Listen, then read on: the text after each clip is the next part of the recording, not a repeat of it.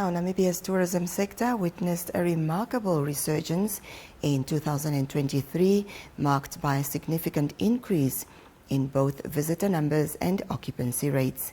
Local economist Theo Klein joins us now via Zoom to provide an in-depth analysis on the tourism industry report, reviewing 2023, as well as provide the way forward for the year 2024.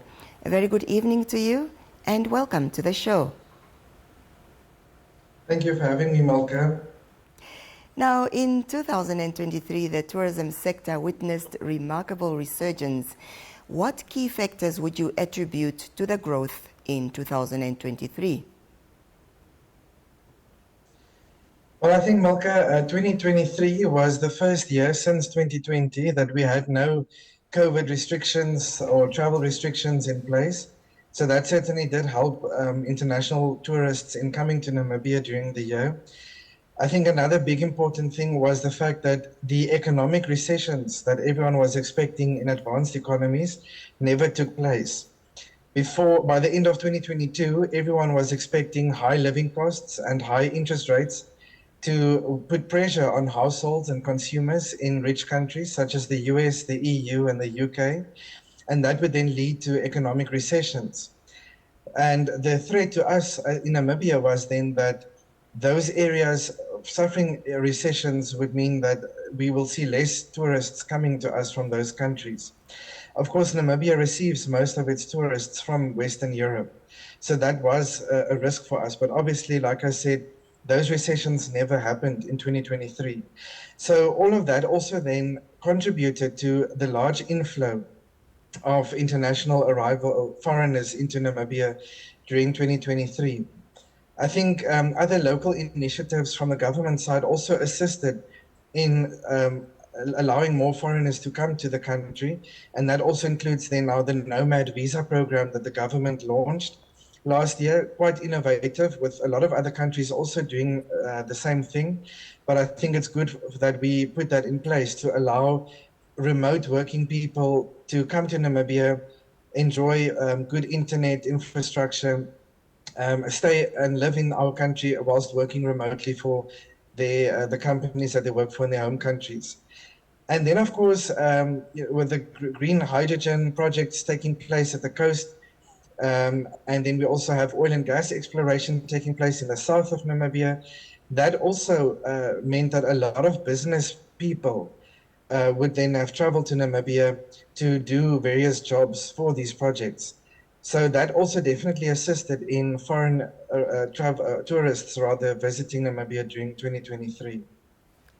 So the overall trajectory remained favorable in the previous year. What are some of the trends, would you say, in the sector that can be improved on and to continue contributing significantly to the country's GDP? Going forward, Malka, I would say that we need to allow visa on arrival applications at our border posts. We already have visa on arrival application, an office for that at Kutako International Airport. But we would also argue that we should have this at our border posts. Many a times, international tourists rent a car in South Africa or Botswana or other neighboring countries, and then they travel to Namibia via car. So if we can allow them to apply for visas on arrival at our border posts and then drive further from there into Namibia, that will also make it easier for them to visit our country. We need to be aware that the international tourism sector is very competitive. So we need to continue marketing Namibia as an attractive tourist destination, to continue attracting foreigners to visit our country. There we have many positive things to use in our marketing campaigns. This includes the fact that Namibia is a relatively safe country. Yes, crime has been on the rise in recent years, but it's still very low compared to other African countries. We have political stability. Whether you're happy with the government or not, at least there's a political stability. The risk of military coups and uprisings is very low in Namibia. We have Namibia is relatively clean, and we still have a lot of untouched beauty. We have good road and airport infrastructure. So these are all things that we can use to market Namibia in the international market to try and attract foreigners to visit us. And there we need to be a lot more aggressive if we are to continue attracting foreigners into our country. And then the last thing I would say is that the local tourism sector has been complaining for many years that they lack support from government side. Many a times tourism does not take priority from government's point of view because we don't understand the full value of the local tourism sector. So many a times mining licenses or exploration licenses are granted in sensitive areas that are used for tourism purposes. So in that sense, the local tourism sector has been complaining that sectors such as mining are more important for government than tourism. And that's why tourism doesn't get the proper or adequate support from government that it needs. So those are some of the things I think that we should look at if we are to ensure that foreigners continue preferring to visit Namibia as opposed to other African countries. Well, what are the major opportunities and threats that Namibian tourism industry may encounter in this year 2024, and what positive impact might emerge from major discoveries in the sector such as the oil and gas discoveries as well as the green hydrogen projects? So from my discussions with various tourist companies, Milka, a lot of them have said that they have seen a major increase in the number of travelers who visit Namibia specifically for business purposes and conferences, especially in the south of Namibia. A lot of the occupancy that we see at hospitality establishments have been supported by international business people, various professionals and specialists that are associated with Namibia's green hydrogen, oil or gas projects. So I think that should definitely continue to support certain hospitality establishments in Namibia. But I think what we can also look to benefit from this is when we host international business people or experts for conferences related once again to renewable energy or green hydrogen and oil and gas projects. I think we have the facilities to do this. We have numerous hotels and conference centers in Windhoek and Swakop, for example, that can be used to host internationals for various conferences. So I think, that's sort of one opportunity that I would say we should try to pursue in 2023. Another project that I am aware of from the local tourism industry is that the various associations in the tourism industry are looking to try and attract foreign tourists from alternative markets. Namibia is very, very dependent on tourists from Europe and probably also North America, you could say, but it's mainly Europe.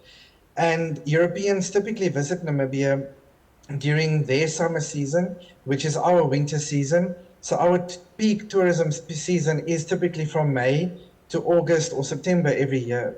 So now the idea is, can we not attract tourists to visit Namibia during our summer season? So there you'd need to try and attract people from the southern hemisphere of the globe. So Latin America, Mexico, Australia, and other African countries.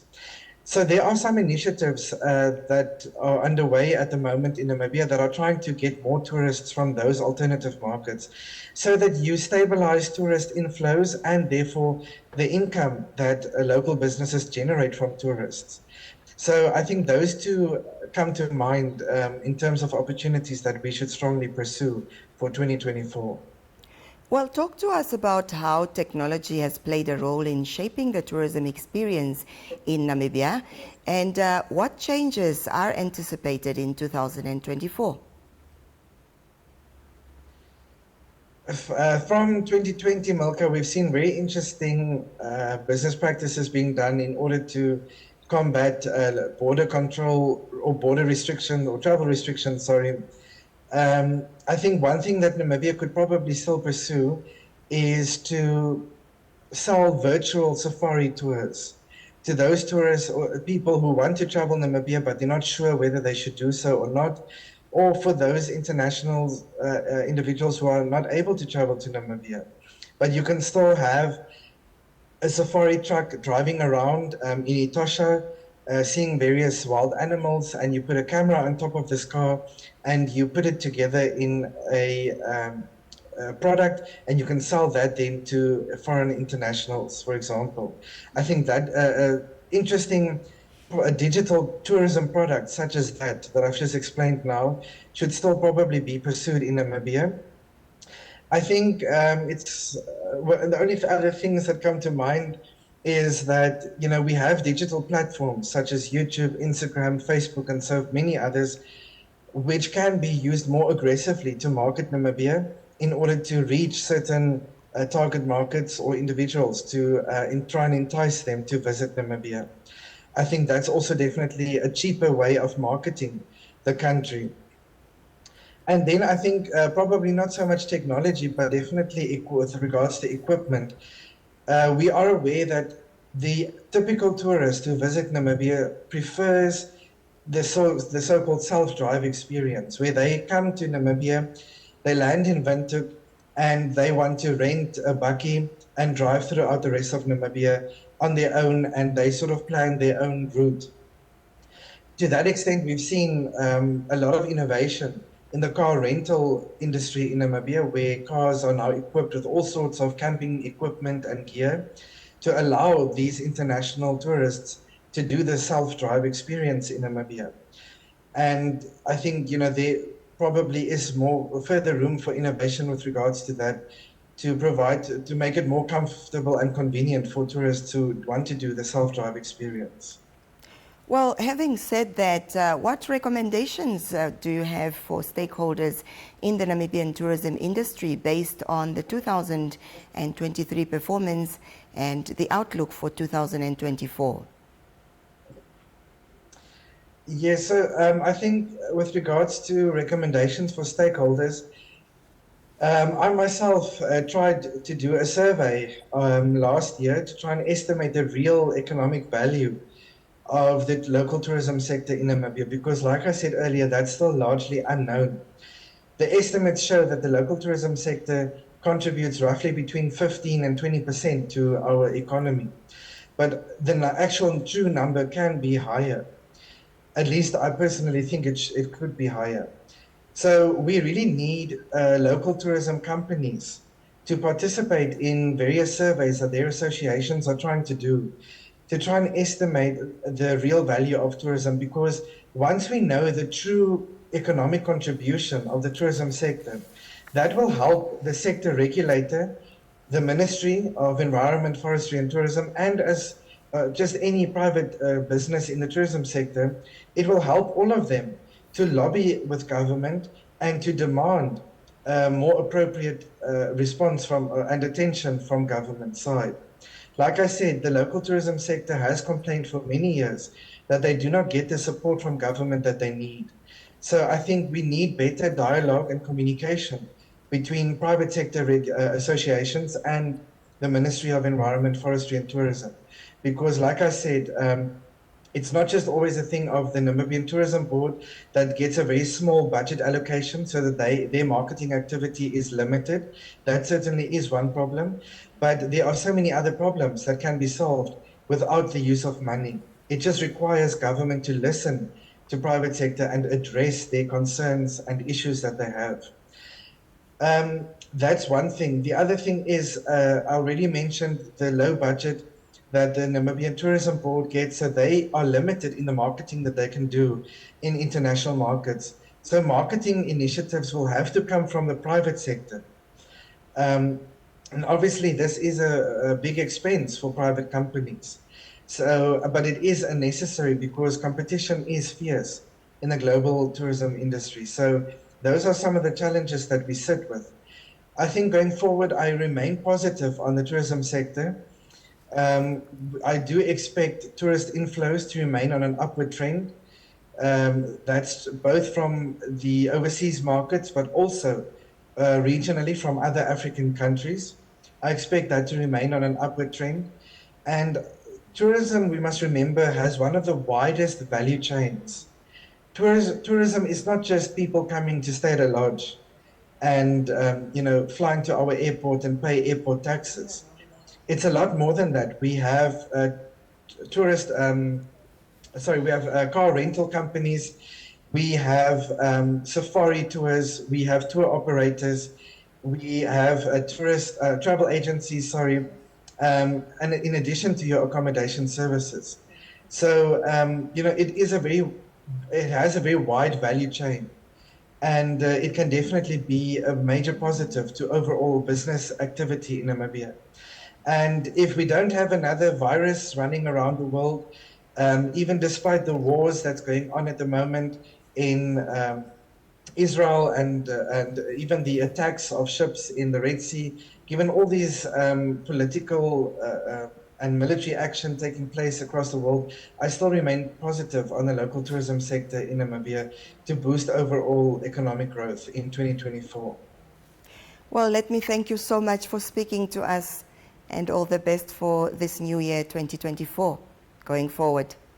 Thank you for having me, Milka. Sure. Well, that has been local economist Theo Klein, who has been giving us recommendations to close off our discussion on the 2024 performance and also the outlook for 2024 to the Namibian tourism industry. We'll now